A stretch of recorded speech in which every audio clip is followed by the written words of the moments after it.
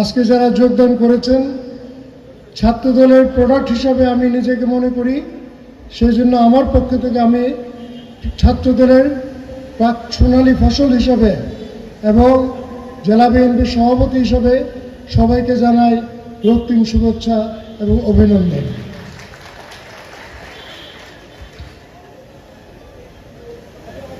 আমি এই বসে বসে চিন্তা করতেছিলাম যে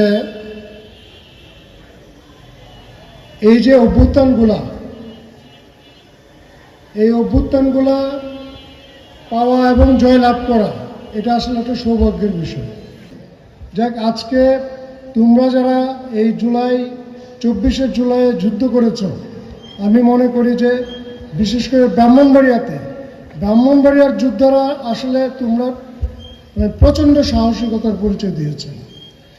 আমরা তোমাদের এখানে অনেকেই একজন বলেছে যে এই প্রেস ক্লাব থেকে কলেজ, কাউতলি, বিরাসার মোড় কিংবা এই বিশ্ব রোডের মোড়ে, শুধু তাই নয়, তোমাদের দেখে অনুপ্রাণিত হয়ে সেই বিজয়নগর উপজেলার সে আউলিয়া বাজার পর্যন্ত এই জুলাই যোদ্ধাদের যুদ্ধ ছড়িয়ে পড়েছিল।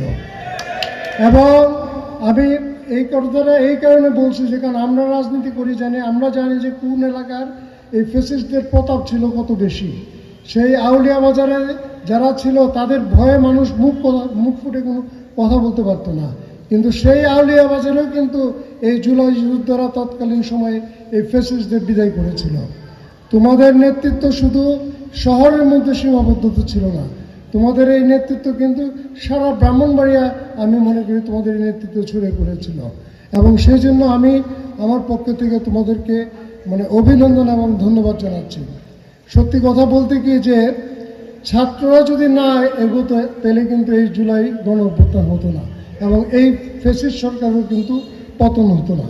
তারা যে সাহসিকতার পরিচয় দিয়েছে, হ্যাঁ, যেটা একজন বলেছে যে সবার অংশগ্রহণ ছিল, কিন্তু ছাত্ররা নেতৃত্বে এগিয়ে এসেছিল। পরবর্তীতে কিন্তু ফ্যাসিস্ট বিরোধী যত শক্তি আছে সবাই ছাত্রদের কিন্তু ব্যাকআপ দিয়েছে নেপথ্য থেকে এবং সহযোগিতা করেছে। যেই কারণেই কিন্তু আমাদের ছাত্র দলের নেতৃবৃন্দরাও কিন্তু নেপথ্য থেকে এই জুলাই গণ অভ্যুত্থানে যারা সাধারণ ছাত্ররা সামনে ছিল তাদেরকে কিন্তু সহযোগিতা করেছে এবং অনুপ্রেরণা জুগিয়েছে এবং দিক নির্দেশনা দিয়েছে, হয়তোবা সামনে ছিল। এবং বিশেষ করে আমাদের এই কলেজের, ব্রাহ্মণবাড়িয়া সরকারি কলেজের আমাদের ছাত্রী বোনেরা, আসলে বোনরা, তোমরা আমার মেয়ের মতো তোমরা যে সাহসিকতার পরিচয় দিয়েছো ব্রাহ্মণবাড়িয়া, সেটা আসলে প্রশংসনীয়। যাক, আমি মনে করি যে শুধু ব্রাহ্মণবাড়িয়া না, সারা বাংলাদেশে ঢাকা ইউনিভার্সিটি থেকে শুরু করে নর্থ সাউথ ইউনিভার্সিটি, প্রাইভেট ইউনিভার্সিটিগুলোতে একটা সময় ছিল যে শুধু সরকারি পাবলিক বিশ্ববিদ্যালয়, কিন্তু এইবার দেখা গিয়েছে যে পাবলিক বিশ্ববিদ্যালয় সরকারি বিশ্ববিদ্যালয় থেকে প্রাইভেট বিশ্ববিদ্যালয়ের ছাত্রছাত্রীরা কিন্তু এই জুলাই আন্দোলনে অনেক বেশি সক্রিয় ছিল। আমি মনে করি যে এই ছাত্রছাত্রীরা তারা যদি এই জুলাই আন্দোলনের বিরুদ্ধে পক্ষে না থাকতো কিংবা আন্দোলনে সক্রিয় না থাকতো, তাহলে হয়তো বা এই ফ্যাসিস্ট সরকারকে আমরা এইভাবে পতন ঘটাতে পারতাম না। আজকে আমরা দেখতে পাই যে ইরানে যে বিপ্লব ঘটছে এটা কিন্তু ছাত্রছাত্রীদের দ্বারা। শ্রীলঙ্কা, নেপাল, বিশ্বের যত জায়গাতেই বিপ্লব ঘটেছে অধিকাংশ বিপ্লবের নেতৃত্ব দিয়েছে ছাত্রছাত্রীরা, কারণ তাদের কোনো পিছুটান নাই। তারা টকবগে রক্ত, তাদের লাল রক্ত, সেই রক্ত দিয়ে তারা যুদ্ধ করেছে। আমি মনে করি যে আগামী দিনে এই জুলাই গণ অভ্যুত্থানের যে চেতনা নিয়ে তারা যুদ্ধ করেছে সেই চেতনাকে আমাদের ধরে রাখতে হবে। আজকে বাস্তবতা হলো যে যে চেতনা নিয়ে আমরা জুলাইয়ের গণ অভ্যুত্থান করেছিলাম সেই চেতনা কিন্তু আজকে ম্লান হয়ে যাচ্ছে।